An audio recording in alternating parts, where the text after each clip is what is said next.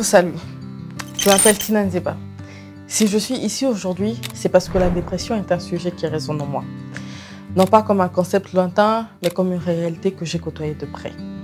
J'ai vu ce que c'était de porter un sourire pour cacher une douleur silencieuse. Et j'ai vite compris à quel point le silence peut devenir un poids insupportable. À travers ce que je partage sur les réseaux et dans mes différents engagements, mon but est simple. Rappeler à chacun que vous n'êtes pas seul, que vous avez le droit de demander de l'aide, de pleurer et d'en parler. Mais aussi de normaliser cette discussion autour de ces sujets qui semblent tabous. Et encore plus encore, c'est de briser ce mur de solitude qui entoure tous ceux qui souffrent de cette maladie. Alors, ce soir, j'aimerais commencer cette conversation avec vous.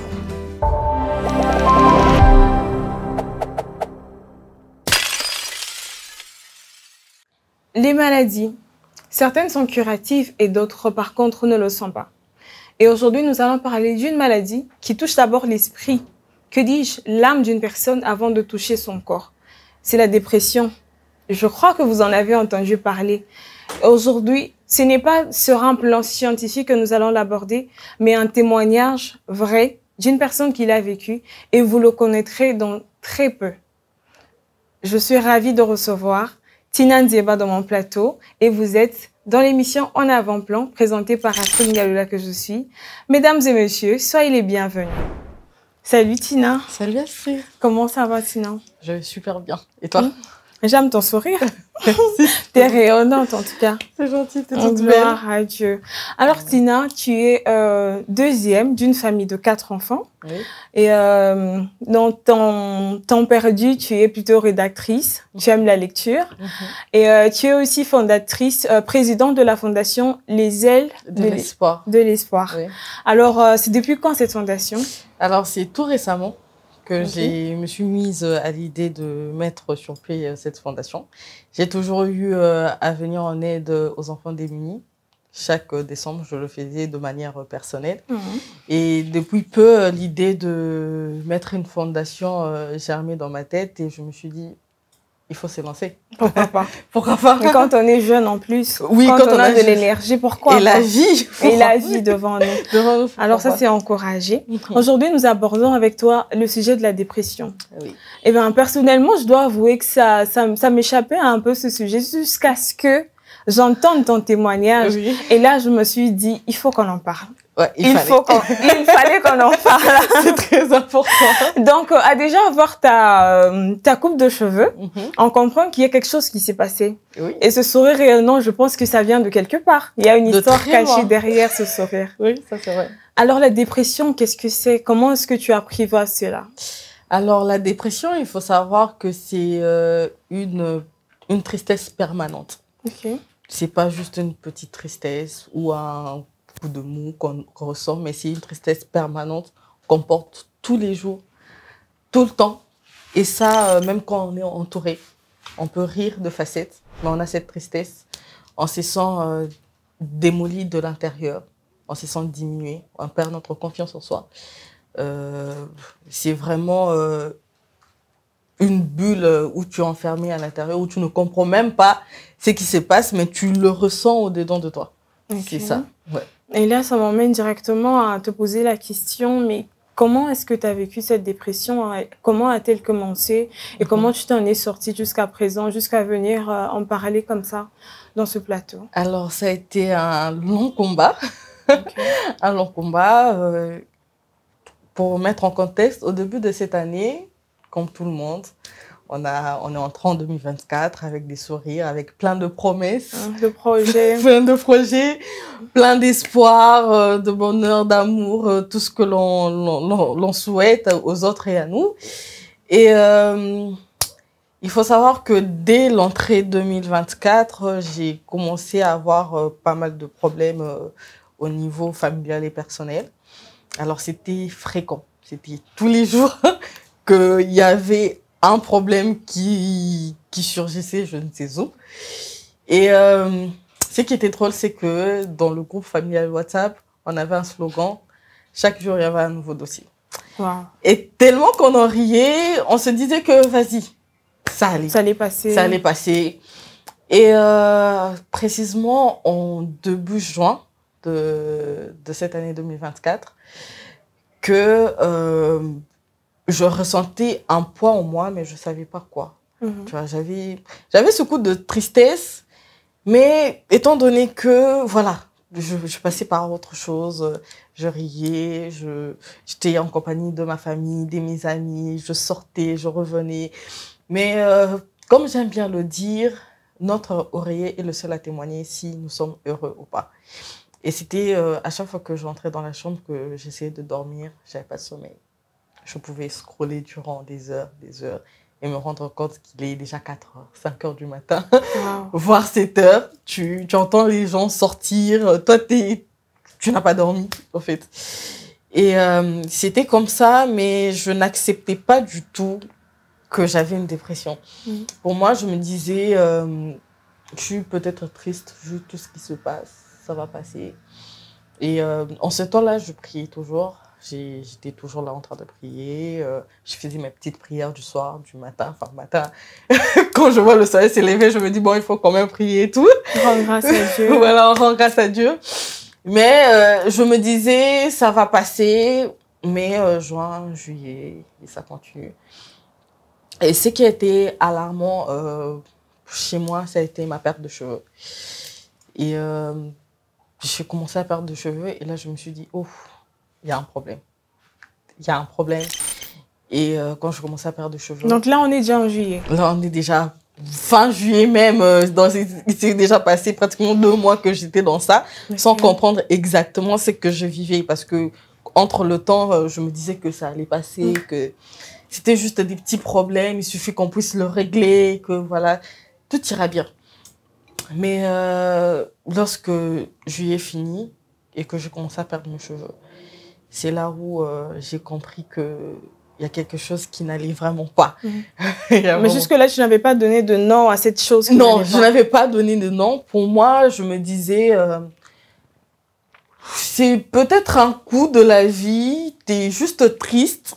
En colère aussi, parce que oui, j'ai passé par des moments de colère, mais ça va tant que je sortais, ça allait, parce que jusqu'en fin juin, je continuais à sortir, mais dès que, fin juin, oui, jusqu'à fin juin, je continuais à sortir, mi-juillet, c'est là que j'ai commencé à me renfermer et je ne sortais plus. Je voulais même pas sortir, même pas arriver au salon, notre véranda. Et pendant ce temps, tu savais pourquoi tu avais perdu cet intérêt je savais que j'étais triste, vraiment profondément triste et en colère. Mais j'ai déjà vécu la dépression étant plus jeune. Là, c'était différent, tu vois. La dépression que j'avais vécue étant plus jeune, je savais que j'étais en pleine dépression, je savais que j'avais cette tristesse. C'était à quel âge? Entre mes 18 ans jusqu'à mes 19-20. Donc, c'était quand même presque long. Une année. Presque une année, oui. C'était quand même long. Je savais que j'avais un vide en moi, parce que je le ressentais. J'avais un vide en moi. Il n'y avait rien qui faisait émoi en moi, tu vois. Donc là, je savais. Mais cette fois-ci, c'était différent parce que j'ai ressenti de la tristesse et de la colère. Je me disais, Seigneur, je sais que je suis en colère, je suis triste face à tout ce qui se passe. Calme-moi, tu vois. Je me disais que ça allait passer parce que je suis entrée en 2024 avec plein d'espoir. Et je me disais que ça allait passer tant que j'étais entourée, tant que je pouvais passer une soirée devant la télé avec ma famille, ça allait passer.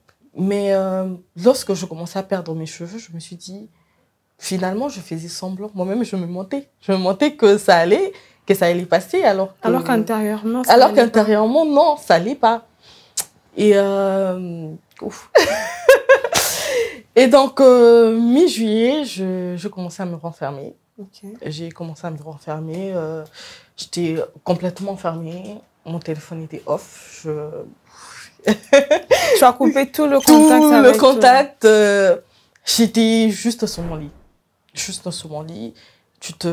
En fait, il arriva un moment où, même quand Dieu te fait grâce de te réveiller, ça te dit rien. T'as pas envie. tu te dis, pourquoi tu m'as réveillée aujourd'hui? Non, attends. Tu te réveilles le matin, tu te demandes pourquoi tu m'as réveillée ce matin. Pourquoi? Pourquoi tu m'as réveillée?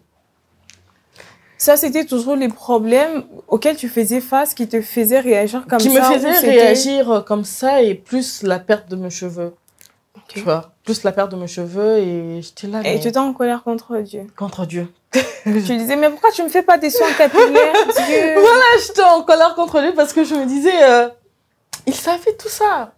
Mais tu laisses ça arriver. Toutes les promesses que j'ai eues durant fin décembre à l'église, tout ce que j'ai eu, toutes ces prophéties, tout ça, pourquoi maintenant?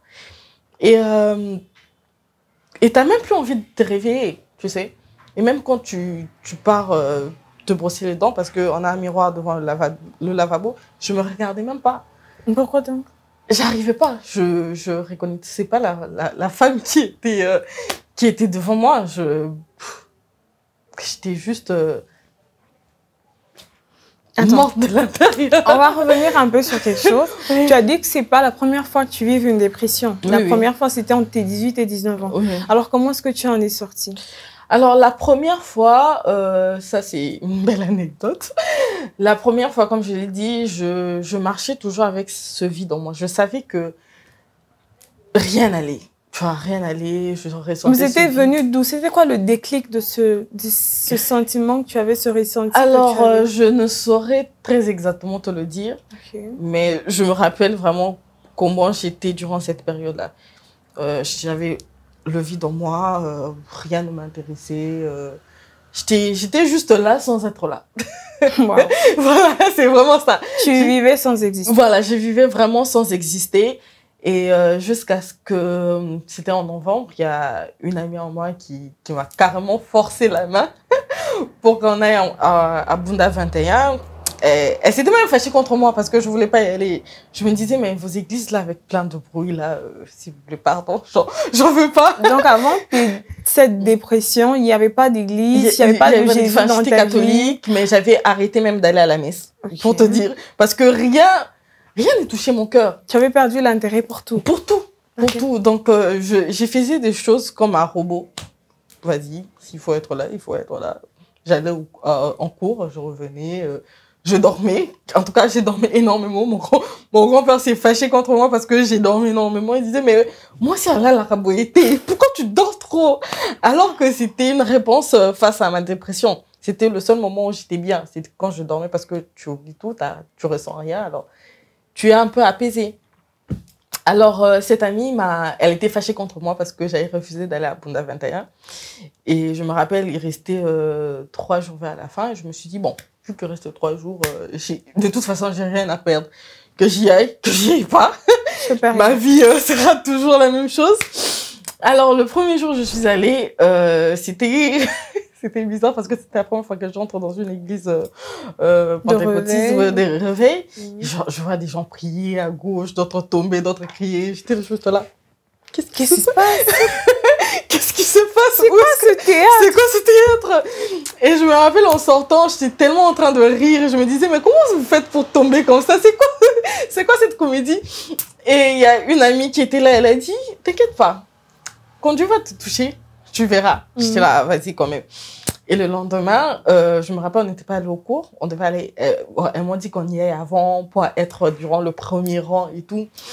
Et il faut savoir que même quand j'en riais, ça m'avait quand même touchée parce que il y avait d'autres personnes quand on sortait qui témoignaient, qui disaient oh non, Dieu m'a guéri, Dieu m'a touchée, je me sens bien et tout. Et c'était quand même resté dans ma tête et je me disais Dieu les a touchés et tout. Et le lendemain, bizarrement, quand nous sommes arrivés, on est arrivés à temps, donc on est assises durant le premier banc. Et premier banc. Je me suis dit, tu sais quoi, t'as rien à perdre. Alors j'ai fait cette prière. J'ai dit Dieu, parce que je savais pas comment. Tu n'avais pas une vie de prière. Voilà, je savais pas parce qu'en catholique on est habitué par le chapelet, le Notre Père et tout. Et là j'étais là. Enfin, j'ai profité, comme mes amis s'étaient déplacés pour acheter des bouteilles d'eau, parce que j'avais quand même un peu honte, je sais pas pourquoi. Et j'ai cligné ma tête et j'ai dit, Dieu,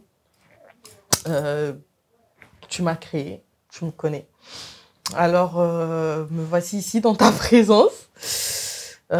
Touche-moi, parle-moi.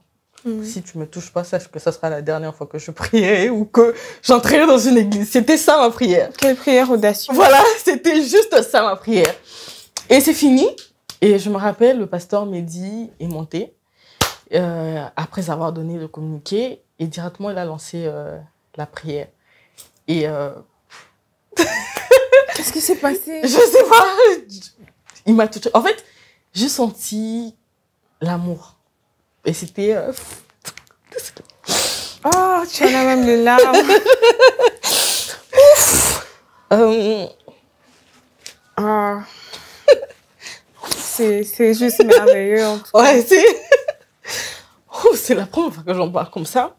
Okay. Donc, j'ai sorti... Attends, prends ton souffle, respire. Reprends-toi un peu, s'il te plaît. Reprends-toi un peu. Allons-y, mollo, mollo. Ouais, mollo, mollo. Donc, quand le pasteur Mehdi a commencé à prier, enfin, tout le monde s'est mis en position de prière et tout. Et moi, j'étais juste assise comme ça. Et là, c'est comme si on m'a touchée à l'épaule pour me caresser, tu vois, un petit caresse. Et j'étais là, genre, tu vois, tu ressens l'amour. Vraiment, c'est comme si qu'il y avait une personne qui te dit « je t'aime ». Vraiment, un « je t'aime » sincère. Tu sens que ton cœur bat de nouveau. Et c'était juste merveilleux. C'était... Respire un peu. Respire un peu parce que j'ai l'impression que la sensation de cette fois-là est oui, ça revient.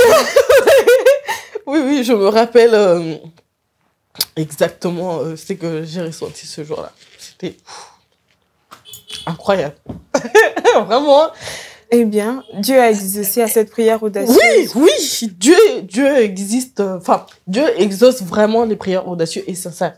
Ça, je l'ai compris. Quand tu viens à Dieu, tu dis, Seigneur, je veux que tu le fasses. C'est ça que je te demande. Juste ça. T'as pas besoin de parler, dire 1000 mots. T'as juste besoin d'être sincère et lui dire. Et surtout dans la prière, ce qui compte, c'est pas les mots, mais c'est ton cœur. Exactement, c'est ton cœur. Parce que ça servirait à rien de parler des choses qui ne viennent pas de ton cœur. De ton cœur. C'est que tu t'imagines dans ta tête. Et donc, voilà, j'étais touchée par l'esprit. Vous savez comment ça se passe. Et je sentais cet amour. Vraiment, c'était incroyable. Et je me rappelle, c'était quand j'ai repris connaissance, on va dire comme ça. J'ai rigolé. J'ai vraiment, en fait, pas rigolé pour dire je me moque, mais rigoler de manière sincère, genre tu ris de nouveau. Et je me rappelle quand je suis sortie, j'étais en train de rire, j'étais en train de me parler. Et c'était là, mais tu refusais de venir. J'ai dit non, t'inquiète pas, demain, moi je serai là la première. Je prends la place la première. J'étais vraiment, je venais de vivre en fait. Et voilà. Et c'est là où a commencé mon histoire avec Dieu. Et d'où je suis sortie de ma première dépression. Donc, en gros, ce qu'on doit retenir de ta première dépression, c'est que pendant pratiquement une année, tu es dans le noir. Dans le vide. Dans le vide. Oui. Et ce vide-là a été comblé ce jour-là. Oui. Par l'amour de Christ. Par l'amour de Christ, oui. Et donc, l'un des remèdes, bon, je peux dire le remède, ton remède à toi pour cette première phase de ta dépression, c'était l'amour de Jésus. Je dirais pas ça, mais je dirais que Dieu a voulu que je le rencontre de cette manière. Okay. Je pense que c'était comme ça qu'il voulait que je le rencontre. Il voulait que je ressente son amour. Moi, j'aime toujours dire que je rencontrais le Christ comme mon père parce que j'avais besoin de ce câlin, de ce câlin, de ce caresse sur l'épaule. Je le ressens même en ce moment, c'était vraiment ça. Moi, je dis toujours, ma première dépression, c'était ce qu'il voulait. Il voulait que je le rencontre de cette manière. Il voulait que je fasse connaissance avec lui de cette manière, que je fasse cette prière audacieuse. Et je me rappelle, quand je suis rentrée à la mission, c'était la première fois que j'ai prié. Que je me mettais à genoux Oh. pour prier. Gloire à Dieu. Et c'était la toute première fois. Genre, moi, on m'a pas dit, il faut prier, il faut faire comme ça. Non, tout s'est fait naturellement. Et dans notre groupe, j'étais la première personne à parler en langue. Wow. Donc, tout s'est encheminé de manière spectaculaire. Donc, même les personnes qui t'ont conduit à Christ, qui m'ont conduit à Christ. tu les as dévancées. Voilà, ne parlez pas en langue. J'étais la toute première fois. Et donc, moi, je dis toujours la première fois que j'ai, enfin, la première dépression, c'était sa volonté de Dieu. C'était sa volonté, oui. Pour faire connaissance. Oui, c'est ça qui voulait entrer dans ma vie de cette manière-là. Donc, c'est un peu ça. Donc, rebondissons maintenant à la deuxième fois où cette dépression est revenue. Oui. Alors, au début, tu as expliqué que les problèmes familiaux et personnels t'ont touché au point que tu es retombée dans la dépression. Oui. Alors, je suis curieuse de savoir, tu es dans une famille de 4 filles, je l'ai dit au début, mais comment est-ce que tu as été vraiment la seule à être touchée profondément par tous les problèmes familiaux qui étaient autour de vous? Sans entrer dans le détail, c'est parce que j'étais allée chercher cette personne pour le ramener dans la famille. Comme je l'ai dit, on vivait, enfin, je l'ai dit, on vivait chez nos grands-parents, donc mes parents sont séparés. Et on a grandi chez nos grands-parents. Et du coup, quand tu es une fille, tu as souvent ce manque de figure partenaire. C'est vrai que j'avais un grand-père, mais c'est pas ton père.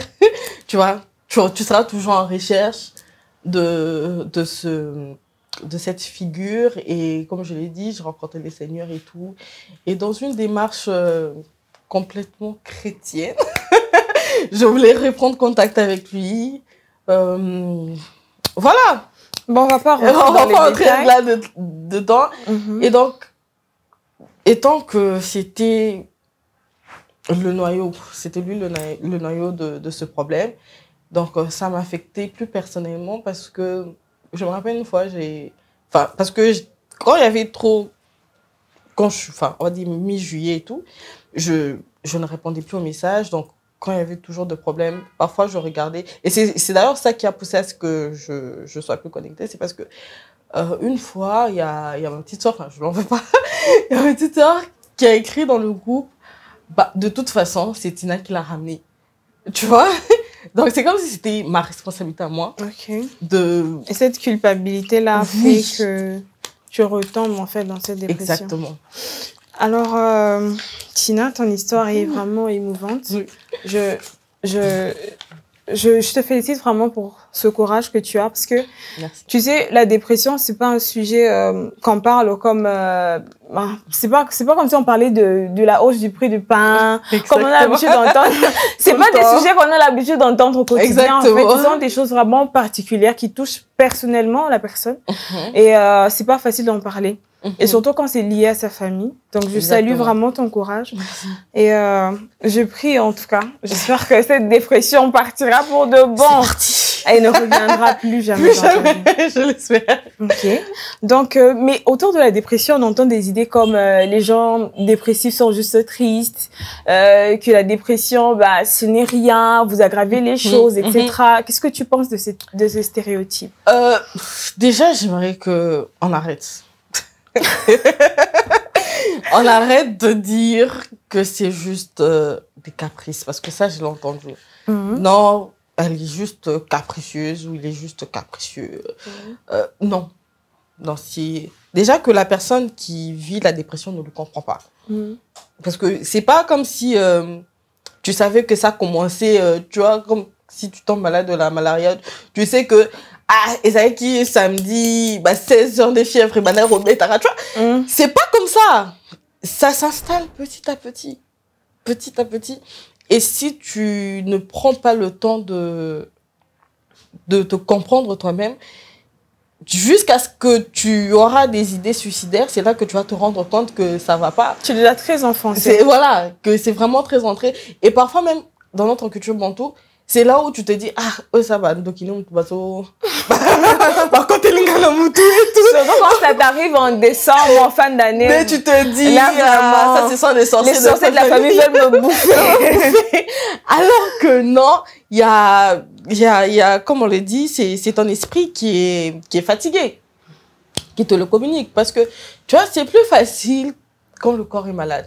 Tu sais comment le toucher, tu sais comment le guérir, tu sais chez qui tu vas aller. Tu sais, quand tu as un problème de peau, par exemple, voilà, tu vas chez un dermatologue. Quand tu as... Voilà, tu sais chez qui. Mais quand c'est la dépression... Quand c'est ton esprit qui est abattu, là, tu ne sais pas trop à qui te référer. Si je suis malade, si peut-être j'ai la grippe, j'aurais pu t'écrire, j'ai dit, ah, Astrid, désolée, aujourd'hui, on peut pas tourner parce que j'ai la grippe. J'ai la grippe, et tu allais me dire, ah oui, prends un docteur Code, par exemple. Et tout, va chez le médecin quand t'es pique et tout. Mais si je t'écrivais, je te disais, tu sais, Astrid, je me sens mal mentalement. Tu allais me dire, mais Tina, vas-y, fais un effort. Ça ira, dès qu'on va commencer à tourner, ça va passer, c'est juste le stress. Alors que non, c'est un vrai problème qui se passe à l'intérieur. Mais c'est juste parce que moi-même, je ne sais pas. Donc, comment je vais t'expliquer ce que j'ai? Mais bon, bien que tu ne sais pas trop ce qui se passe à l'intérieur, mais quels sont les symptômes qui t'ont fait croire ou par lesquels tu as vu que tu étais vraiment en dépression? Alors, comme je l'ai dit, c'est une tristesse permanente. C'est permanent. Genre, tu peux même être là en train de rire avec tes amis ou en train de regarder la télé et tout d'un coup, tu te sens genre... Comme si tu étais passé de la couleur en noir et blanc. En noir et blanc, oui. C'est comme si tu as juste envie de t'enfermer. Genre, j'ai pas envie d'être là. J'ai envie de m'enfermer. Tu es tout le temps triste. Tu te sens plus... Tu vois, quand tu sors, tu t'habilles, tu te trouves belle et tout. Mais là... Plus rien. Plus rien. T'as même pas envie de te voir. Plus aucun intérêt. Ouais, t'as même pas envie de t'entendre. Tu te sens diminué. Tu te sens...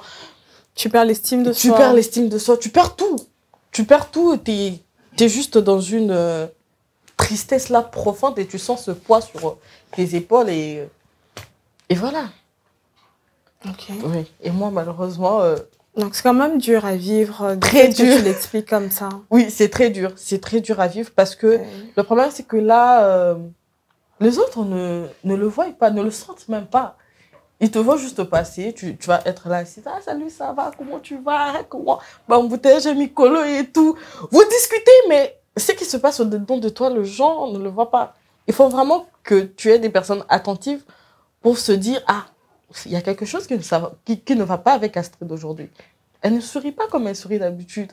Elle ne parle pas comme elle parle d'habitude. Bien que tu essaies de toujours te comporter comme avant, mais ça ne sera jamais la même chose parce que ce ne sera pas naturel vu que tu vas le forcer. Okay. Donc, c'est un peu ça. Donc, si je présente, par exemple, pendant une certaine période, une tristesse profonde, est-ce que je peux directement me diagnostiquer dépressif? Ça doit être durant au moins 2 semaines successives. Genre, c'est pas que aujourd'hui tu as souri, que tu as pu sortir et tout. Non, ça doit être successif, tous les jours. Quand tous les jours tu te réveilles avec cette tristesse permanente, là, ça doit t'alarmer et tu dois te dire, je dois faire quelque chose. Ok. Et dans tout ça, étant chrétienne, tu as vécu la dépression pour la première fois, tu en es sortie grâce à la mort de Christ. Et la deuxième fois, quand c'est revenu, quelle a été la place de Jésus dans cette histoire, de ta croyance envers lui dans cette histoire? Alors, la deuxième fois, j'étais en colère contre lui. Oui. Comme je l'ai dit, moi, je prends Christ comme mon père. Alors, j'étais en colère. J'étais là, pourquoi tu fais ça? Pourquoi tu fais ça? Parce que tu savais ce que j'ai vécu avec la dépression pour la première fois. Je ne l'ai pas dit, mais pour la première fois. Avant que je ressente ces vides, je suis passée par pas mal d'addictions, genre l'alcool, voilà. Mais cette fois-ci, tu connais le Christ. Tu l'as aimé, tu l'as embrassé. Donc, tu peux pas t'hasarder dans une addiction quelconque, tu vois. Comme l'alcool, autrefois. Voilà. Et j'étais là, je me disais, mais pourquoi? Et tout ce que tu m'as dit durant le début de cette année, qu'est-ce que tu en fais? Voilà. Qu'est-ce que tu en fais? Pourquoi? En fait, c'était le pourquoi. Pourquoi tu fais ça? Et à ce niveau-là, je pense que c'était important pour toi d'avoir des réponses à tes questions. Exactement, mais malheureusement. Et c'est ça aussi, pas. Malheureusement, et tu le reçois pas et j'ai prié plus. voilà, de toute façon, rien n'allait. Donc, tu avais trouvé un bouc émissaire à tes problèmes et puis tu t'es dit, bon, comme c'est toi la source de mes problèmes, je veux plus de toi. Je veux plus de toi. Je te mets dans un placard. Voilà, vas-y, je suis fâchée contre toi, alors laisse-moi tranquille. C'était vraiment ça. Wow. Et ça continuait comme ça. Et voilà, tout le jour, j'ai perdu mes cheveux. Et c'était permanent jusqu'à ce que... jusqu'à ce que... Enfin, c'était pareil, hein, je me réveille. D'ailleurs, même, voilà. Je quittais pratiquement pas ma chambre. C'était devenu mon cocon. Et entre-temps, tu as arrêté toutes tes activités. Toutes, ouais, tout. Voilà, tout était arrêté. Donc, ta vie était devenue un peu... Tout était arrêté. Ta routine, c'était dormir. J'avais complètement manger. disparu. Voilà. Et une fois, j'étais là en train de scroller, comme d'habitude. Enfin, j'étais sûrement là en train de scroller. Et tu Donc sais... là, tu as changé d'addiction. Tu as quitté Oui, de l'alcool et c'était les réseaux sociaux. C'était les réseaux ton sociaux, addiction. c'était TikTok. Et tu sais, à un moment, ça je le remarqué dans ma période de dépression, c'est que à un moment, lorsque tu scrolles tellement longtemps, TikTok commence à te proposer des vidéos que tu as déjà vues. Que tu as déjà vues, en fait. Et j'étais là, genre, mais ça, j'ai déjà vu, c'est quoi ça? Et puis après, j'ai éteint mon téléphone et je me rappelle bien, j'avais placé mon ordinateur sur la table de chevet. J'avais même mis un film que je regardais même pas. Du coup, je suis restée là allongée. Et là, c'est comme s'il y a une personne qui me soufflait dans l'oreille qui me dit, tu sais, je suis venue pour guérir ceux qui ont le cœur brisé. Amen. Et là, c'était suffisant pour toi. C'était suffisant. C'était suffisant. Je me suis mise à pleurer. Et c'est comme si j'avais envie de le dire, mais tu t'es où depuis tout ce temps? Et j'ai pleuré. Et je suis entrée sur YouTube, sur mon ordinateur. Et la première suggestion, c'était Jonathan Gambala, sa chanson, enfin, son moment d'adoration à ICC. Et j'ai juste cliqué, genre, j'ai même pas lu qu'est-ce que c'était. Et la première chanson, c'était « Tu sais satisfaire celui qui te cherche ». Et c'était parti. Voilà. Et j'ai pleuré. Et je me rappelle, il était déjà presque 3h, 4h. Et j'ai prié jusqu'à 6h. Et c'était la première fois que t'as vraiment envie de dormir. Genre, pas dormir pour t'échapper. Mais vraiment, tu vois, ce sommeil doux. C'était une renaissance. Voilà. Et je me suis endormie. Et vers 11h, j'avais envie de sortir. Voilà. Je suis allée prendre ma douche. Je me suis apprêtée. Quand tu étais devant le miroir, c'était quoi l'effet? En fait, quand je suis devant le miroir, c'était mon sourire que je voyais. Voilà. Waouh, c'est merveilleux sourire. Voilà. C'est un cadeau de Dieu. Voilà, c'est ça. C'est que j'ai souri, genre je brossais. Et là, j'étais en train de sourire bizarrement. Je me suis dit, mais pourquoi je suis en train de sourire? Et du coup, je me suis apprêtée. Et je me rappelle, il y avait une autre chauffeur qui était là au salon. Il fait, ah, tu sors aujourd'hui? Ozobi Malelo? Oui, Nazobi. Ozobi Naébité. Non, et donc, je suis sortie, je suis allée en ville. Il y avait des embouteillages, mais j'aimais les embouteillages ce jour-là. J'ai vraiment aimé les embouteillages. J'ai fait le tour. J'ai pris une glace. J'étais même avec ma petite sœur. J'ai déposé à la fac. J'ai tourné. Tu as repris goût à la vie. Oui, tu revivais à nouveau. Je suis rentrée. Et il faut savoir que quand tu es dans une dépression, même l'état de ta chambre se montre. C'était vraiment... le désordre total. Le désordre total. Et j'ai commencé à ranger. Waouh. J'ai commencé à ranger. J'ai mis de la musique. Je chantais. Et je savais que je n'étais pas complètement sortie, mais que c'était le premier pas. Dieu m'a permis de faire le premier pas. Et... Encore une fois, c'était encore une fois. Oui, encore une fois. Voilà pourquoi je dis que c'est mon père, en fait. C'est vraiment mon père responsable. Et je savais qu'il fallait que j'y fasse quelque chose. Tu vois. Donc... Alors, puisqu'on est en train de courir derrière le temps, quelles sont les séquelles? Est-ce qu'il y a des séquelles qui sont restées de toi, de cette vie-là de dépression, une fois que tu en es sortie? Alors, déjà, j'ai perdu mes cheveux. Ah, c'est visible pourtant. C'est visible même, bien éclairé en plus. J'ai fait une alopécie sévère à cause de ça. Mhm. J'ai perdu mes cheveux. Beaucoup des gens, quand ils sortent de la dépression, ils ont une réticence envers ce qui les a causé la dépression. Moi, personnellement, j'ai pas voulu développer ça. Parce que Dieu nous demande d'aimer nos prochains. Et j'ai dit à Dieu, Occupe-toi de ça. occupe-toi de ça, s'il te plaît. Mais j'ai pas envie de développer de la colère, ni de la haine. Parce que c'est pas ce que j'ai envie de ressentir. J'ai envie d'être heureuse. Et en paix. être en paix. Voilà, Surtout avec toi-même. surtout avec moi-même. Je veux être en paix avec moi-même et j'ai pas envie de batailler contre la colère et la haine envers cette personne. Déjà que cette période de dépression, c'était comme une lutte en fait perpétuelle Voilà, dans ton perpétuelle, esprit. tout le temps. Essayant de comprendre, essayant Voilà. de sortir, essayant de J'avais t'échapper. j'avais besoin d'avoir des bruits sonores pour ne pas réfléchir. Voilà pourquoi parfois je pouvais mettre un film et juste déposer mon ordinateur de côté, entendre juste le bruit sonore des gens qui parlent et autres, pour juste ne pas accorder à mon cerveau le temps de réfléchir face à tout ça. Je voulais pas réfléchir face à tout ça. Et du coup, j'ai dit à Dieu, gère mon cœur. Gère mon cœur et même que la Bible dit, garde ton cœur plus que toute tout. chose. Ça, c'est très important. J'ai dit, gère mon cœur et donne-moi la force de m'assumer maintenant. C'était tout ce que je voulais. Vraiment, qui me donne la force de m'assumer maintenant. Et je crois qu'il t'a donné largement la force.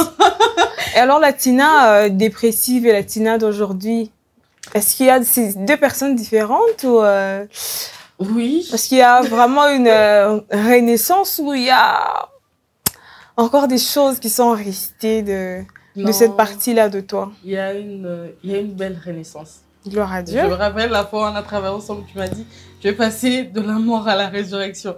C'est vraiment ça ce qui s'est passé dans ma vie. Quand je regarde la Tina dépressive, j'ai envie de la faire un gros câlin. Oh, j'aurais voulu la soutenir, la porter. Et vraiment la dire, tu sais, fais confiance à Dieu. C'est vrai qu'il a promis deux choses, mais durant même ce Bouddha 21, le pasteur Ken avait dit, Malabbanzambe et Zikakate. Et plutôt, voilà. Genre, tant que ça ne s'est pas accompli, dis-toi qu'il y a toujours sa parole sur ta tête et ça va s'accomplir. Et même si le temps humain nous dit que c'est la fin de l'année, pour lui, le temps n'est pas encore... Il peut agir même une minute avant une nouvelle année. Voilà. Pour lui, le temps n'est pas encore fini. C'est son plan. Il sait pourquoi. Et je dis à Dieu, merci. Aujourd'hui, je dis merci à Dieu. Merci pour ce travail que tu as fait en moi. Oui, merci pour ce travail que tu as fait en moi parce que aujourd'hui, j'arrive à apprécier. J'apprécie réellement chaque souffle qu'il me donne et chaque instant que je vis. Tu vois, avant, tu te réveilles le matin, tu pars travailler, tu te dis, c'est une routine. Après, en somnolant, tu dis, merci Père pour cette journée. Tu dors. Et maintenant, chaque jour, c'est un peu comme une adoration que tu lui donnes. Je pense que c'est ça ce qu'il voulait. Il s'est dit, mais où était la Tina que j'avais fait un câlin? Je veux que tu reviennes. Et je me dis, aujourd'hui, quand je regarde ce que j'ai vécu, Tu te dis que ça en valait la peine? Oui, à un moment, j'ai dit merci. Ça en valait vraiment la peine. Alors, Tina, encore derrière le temps, j'ai vraiment aimé personnellement cette histoire, cette expérience que tu as eue dans ce moment de dépression. C'était pour toi un moment de connaître le Seigneur, de le rencontrer et surtout son amour dans ta vie dont tu avais réellement besoin. Exactement. Alors, qu'est-ce que tu dis à ces personnes qui passent par des moments de dépression pour conclure cette émission? Mais je pense que nous aurons encore un autre épisode pour qu'on puisse parler de la dépression et comment maintenir des relations pendant qu'on est en dépression et surtout des paroles en fait, les pensées qui nous rentrent parce que à un certain niveau de ton histoire, j'ai cru comprendre que les paroles que tu avais acquiescées durant ton enfance, parce que tu n'as pas fait mention, mais ça compte surtout, j'aimerais qu'on en parle très prochainement, donc les pensées, la gestion de ses pensées, mais aussi comment est-ce qu'on peut gérer la dépression par rapport à ses proches, à sa famille et tous les gens qui nous entourent. Donc, tu vas finir par nous dire à ces personnes qui traversent des moments de dépression, quel est ton conseil, quel est le plus grand conseil que tu peux leur donner? Alors, le plus grand conseil que je peux vous donner, sincèrement, vous avez le droit de pleurer. Ça, on le dit pas souvent. On croit que pleurer, c'est une honte. Moi-même, je n'accepte pas de pleurer. Mais vous avez le droit de pleurer. Vous avez le droit d'en parler et de demander de l'aide. Ce n'est pas une maladie utopique ou une maladie de blanc, comme je peux entendre, ou ce n'est pas votre imagination qui vous joue de tours. Non, c'est vraiment une maladie. Et demandez de l'aide et trouvez une personne dans votre entourage à qui vous pouvez vous confier, à qui vous pouvez parler. Cette personne qui peut juste vous dire « Je te comprends, je suis là ». Merci Tina. Donc, c'était un plaisir pour moi de te recevoir Tina. On a parlé de dépression, un sujet qui est peu commun, mais qui touche vraiment des vies. Et j'espère que cette émission bénira des gens, des milliers de personnes qui sont en train de passer par là. Mais surtout, très prochainement, je pense que nous allons revenir pour parler de comment gérer sa relation avec les autres quand on est en période de dépression, mais surtout comment gérer ses pensées. Parce que la pensée, c'est, je pense, le siège en fait de la lutte qu'une personne dépressive est en train de traverser. Exactement. Et portez-vous bien chez vous. Bonne fin d'année. Prenez soin de vous et on vous dit à très bientôt.